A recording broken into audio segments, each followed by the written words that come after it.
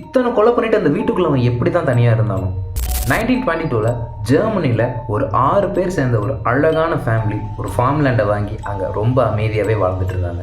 நல்லா பனி விழுற ஒரு காலம். அந்த இடமும் பார்க்க அவ்வளோ அழகாக அமைதியாக இருந்தது.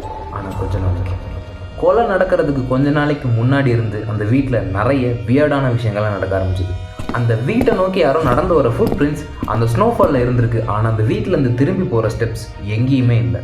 திடீர்னு அந்த வீட்டுக்குள்ளே இருக்கிற சின்ன சின்ன பொருட்கள்லாம் காணாமல் போக ஆரம்பிச்சிருக்கு. வீட்டில் வச்சுருந்த சாவியாக இருக்கட்டும், சின்ன சின்ன கப்பாக இருக்கட்டும், எல்லாமே காணாமல் போக ஆரம்பிச்சிருக்கு.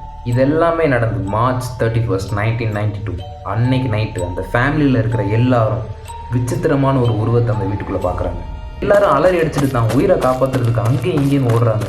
ஆனால் ஒன்று கூட உதவலை. அந்த கில்லர் ஒரு பெரிய கோடாலியை வச்சு அந்த வீட்டில் இருக்கிற எல்லாரையும் அடித்து கொலை பண்ண ஆரம்பிக்கிறான். அவனோட வெறித்தனம் எந்த அளவுக்கு இருந்ததுன்னா ஒரு 6 மாத குழந்தைய கூட அவன் விடாமல் கொடூரமாக கொலை பண்ணுறான். சாதாரணமாக ஒரு கொலை நடந்துருச்சுன்னா இடத்த விட்டு எல்லாரும் வெளியே போயிடுவாங்க. ஆனால் அவன் அந்த வீட்டுக்குள்ளே 3 நாள் ரொம்ப சாதாரணமாக சமையல் செஞ்சு சாப்பிட்டு உள்ளேயே இருந்திருக்கான்.